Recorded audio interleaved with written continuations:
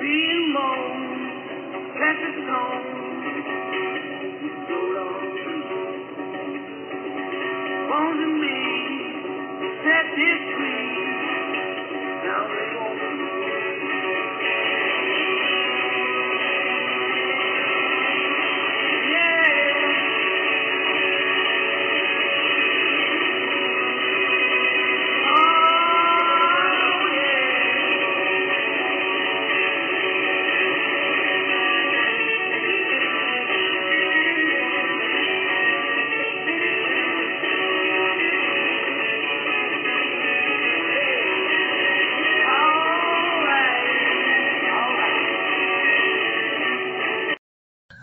Right on, and welcome to the Bones and V Banter Hour. First one back after the New Year. It's been a while. We've had a lot of stuff going on. So, what's been going on with you? I don't know. I'm still laughing of our warm up. Yeah, well, basically, 2016 has been quite a sad start, hasn't it? With lots of iconic people, sort of, coming out of our lives, really. It's been a bit of a shock, I think.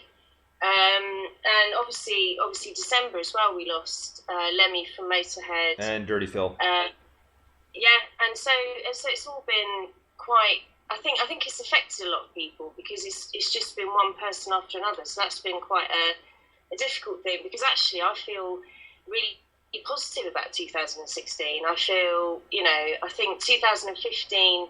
there's been a lot of movement and changes. So, right. Yeah, I don't know. That was quite sort of a shock. And then obviously recently with this new music band as well, right.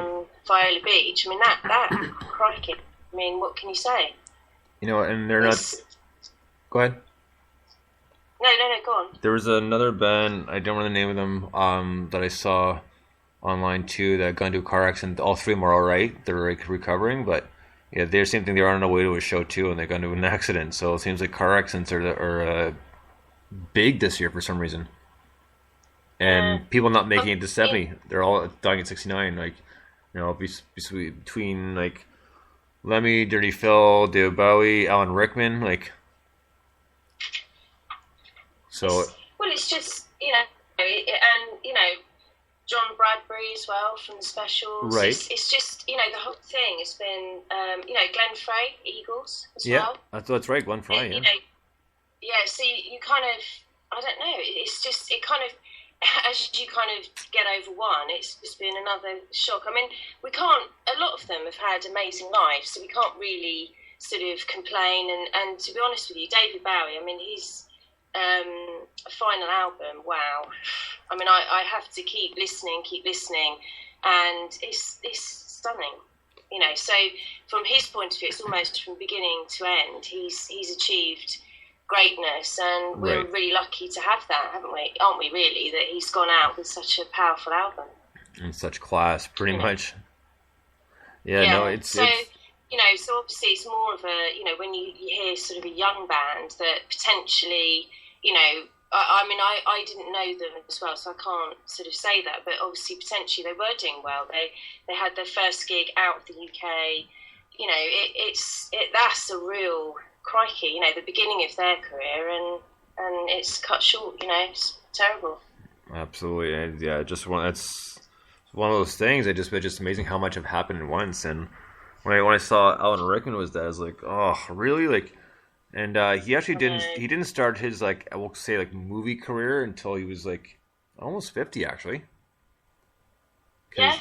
I mean, there's quite a few. I mean, even with musicians and things. I mean, it is quite surprising. I mean, Darcy Bustle, because I used to be a dancer. I mean, she was somebody, and she didn't start ballet until she was 13, but she was iconic to me.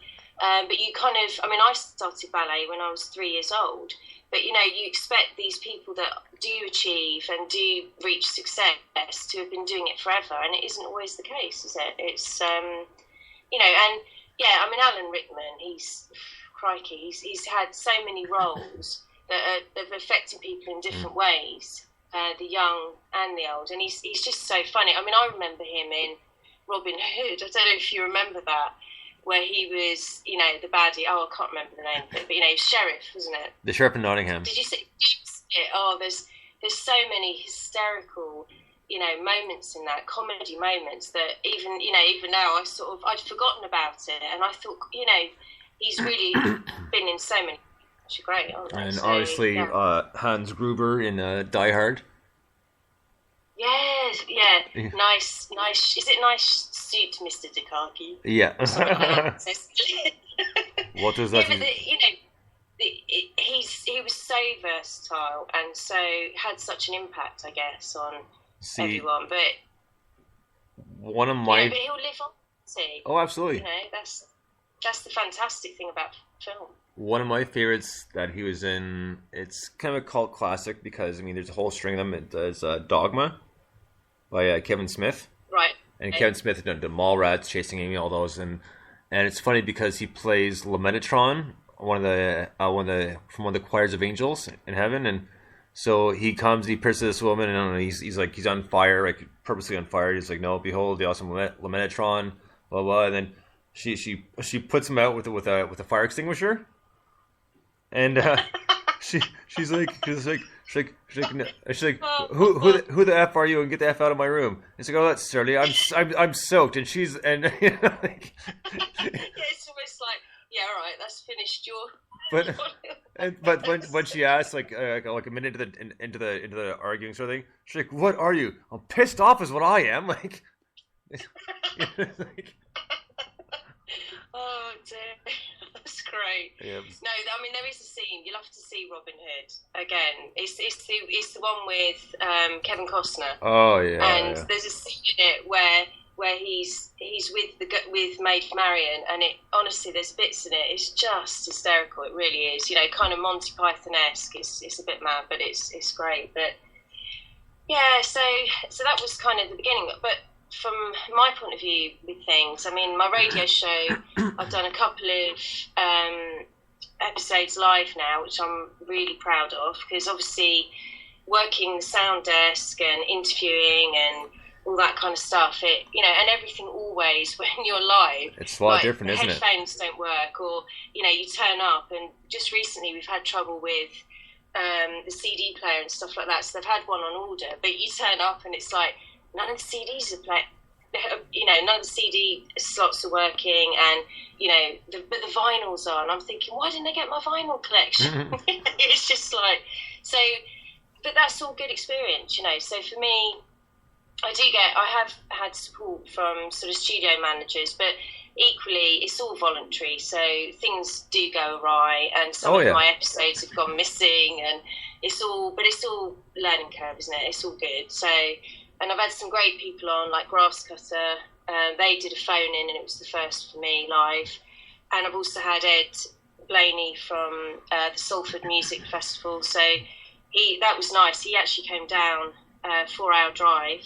Nice. And came down and actually did it live in the studio. So that was fantastic. So yeah, it's all good. And working on my poetry and things. So how about you? Oh, I've had a lot going on, and I can say I've dealt with a lot of problems that you've dealt with, so I'm kind of used to it by now. It still doesn't mean it annoys me, and you scramble to figure the problem out or fix it. But I had a band interview a couple of Fridays ago.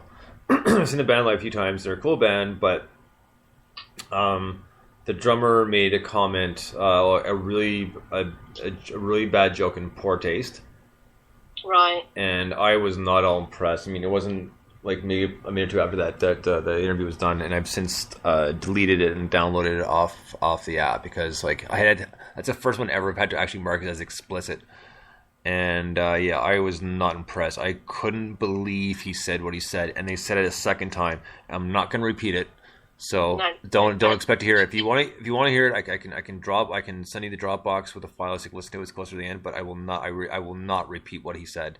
And I couldn't believe it, and his bandmates were shocked too. They laid into him, and it was all over Twitter and Facebook saying, "No, we're sorry. Like, this guy's an idiot. Like, he didn't think before he spoke." And just one of those things. Like, I was like, and afterwards, I didn't have to yell at him, because his the singer / guitarist and bassist did more than their fair share of playing in for being a dumbass, and And I told him flat out, I said, no, I said, these two are welcome, but you are not, because I will not tolerate that kind of behavior here ever.